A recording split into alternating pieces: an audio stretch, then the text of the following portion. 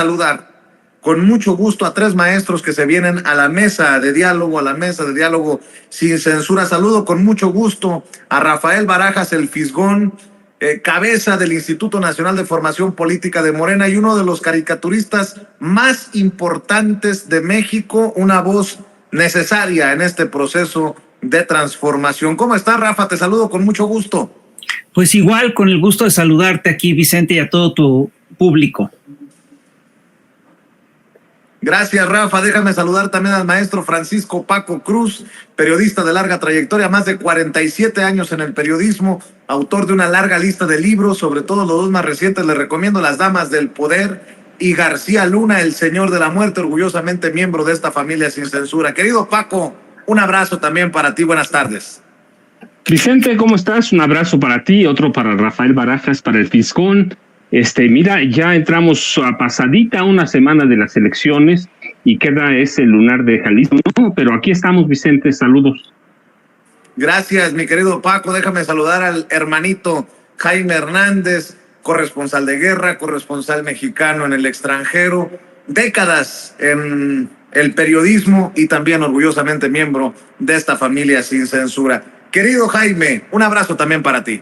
Abrazo, queridos amigos, buenos días a todos, buenas tardes ya, al querido Fis, al querido Paco y a ti, mi querido Vicente, que ya te vi cómo estuviste movido allá en ese estado.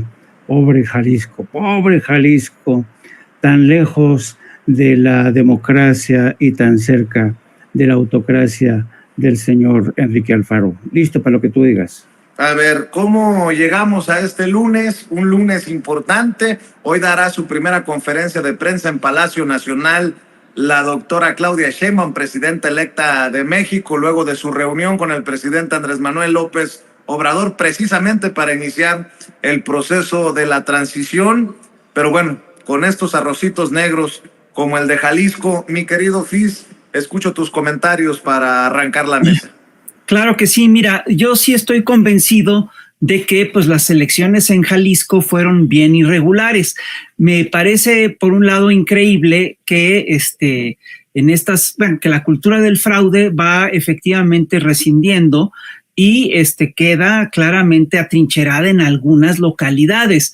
En el grueso del país, hasta donde yo sé, no ha habido grandes quejas, no ha habido grandes problemas, y es increíble porque normalmente el fraude lo hacía el gobierno en el poder, y aquí lo que estamos viendo es que ha habido efectivamente fraude, pero se ha hecho en contra del gobierno en el poder. El caso de Jalisco a mí me parece que es bastante escandaloso. Nos remite con mucha claridad a lo que ocurrió en 1988. Si tú revisas, primero estamos ante votaciones claramente atípicas.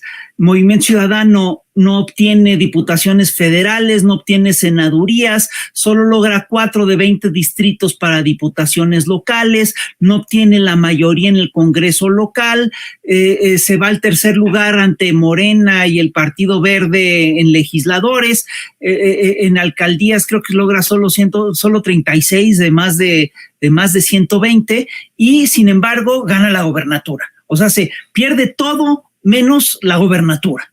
Y y empezamos a revisar cómo fue la elección, cómo fue el recuento de votos por la actuación del Instituto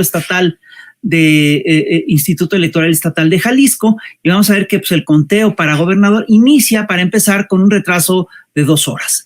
Y en vez de considerar las 500 casillas que tenía que considera solo 347. Y es curioso porque sus resultados no concuerdan con las demás cifras oficiales. Hubo recesos ilegales de 8 horas que pueden haber servido, por supuesto, para reorientar las cifras, y mientras el grueso de las elecciones se contabiliza el 85% de las casillas, aquí en la elección de gobernador solo se contabiliza el 63%. Pues es claro que había un problema muy de fondo, y esto puede tener que ver, por supuesto, con la propia actuación del Instituto Electoral Estatal de Jalisco, porque su presidenta, Ramírez Jogne, se le ha señalado de que fue gente de Edmundo Jacobo Molina, ¿no? Gente del grupo de Lorenzo Córdoba Vianello, ya trabajó con Jacobo Molina durante mucho tiempo y estuvo bajo las órdenes de él, y además Claudia Delgadillo ha señalado en varias ocasiones que tiene un parentesco con la esposa de Enrique Alfaro. Entonces, bueno, todas estas cosas obviamente nos obligan a pensar que hubo irregularidades. Además, nos encontramos con que los paquetes fueron trasladados no en paquetes, sino en bolsas negras, en bolsas de basura, ¿no? Nos encontramos además que se rompió con toda claridad la cadena de custodia de esos paquetes, ¿no? Y pues ha habido una serie de faltantes que son muy grandes, más de decenas de miles de faltantes, y luego nos salieron a decir, no, es que la gente se llevó, como suele suceder, como luego lo hacen, alguna boleta de la elección para gobernador de Jalisco. Sí, pero esto, vamos, la verdad es que suena a una explicación totalmente ridícula. Es como cuando los niños en primaria te decían, es que llegó un perro negro y se comió mi tarea. Digo, eso realmente no es creíble, ¿no? Entonces, hay muchas irregularidades muy serias. Yo estoy convencido de que se tiene que revisar a fondo esta elección.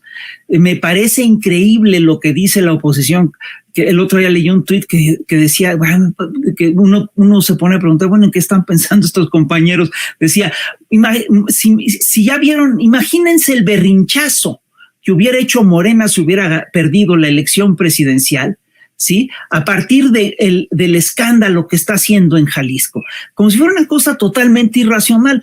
No es irracional.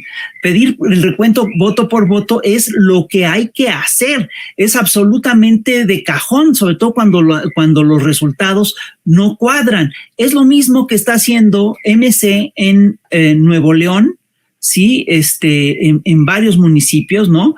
Y es lo que procede a hacer cuando hay efectivamente irregularidades. Otro lugar en el que presumiblemente hubo digamos, mano negra, fue la alcaldía Cuauhtémoc. Ahí escuchamos a Mauricio Tabe, ya lo hemos señalado, decir en un audio, llamar al Conejo para que operara. El Conejo resulta que es un narcomenudista. Luego vimos al propio Tabe defender al Conejo. Sí, perdón, a mí me parece verdaderamente increíble, ¿sí?, que esta cultura del fraude siga funcionando, siga operando en México. Y es curioso porque opera básicamente en los partidos de la oposición. Para sorpresa mía, ¿sí?, aquí quien le está operando en Jalisco es Movimiento Ciudadano. ¿Sí? Aquí hay algo hay resultados totalmente atípicos, totalmente irregulares, y pues sí necesitamos, por supuesto, que limpiar esta elección. Veo también que va a ser muy difícil revertir la gobernatura de Lemus, porque ya está muy avanzado el proceso. Va a ser muy difícil remontar esto, pero yo estoy convencido de que se tiene que hacer la impugnación, se tiene que exigir que se limpien los resultados de la elección, y se tiene que señalar que Lemus es un espurio, que Lemus no es un gobernador legítimo. Entre otras cosas, se tiene que señalar que su gobernatura está teñida de ilegitimidad. Lo que puede, por supuesto, explicar esta operación de MC en Jalisco, pues son los posibles vínculos que pueda tener el gobernador con algunos grupos locales, ¿no? Y aquí sí yo no quiero sacar mayores conclusiones, sí, pero sí, la primera conclusión que creo que todos tenemos que sacar es que estas elecciones son irregulares, que se tienen que revisar, que son chuecas, sí, y que está en duda la gobernatura de Lemus. Aquí lo dejaré. Y fíjate con qué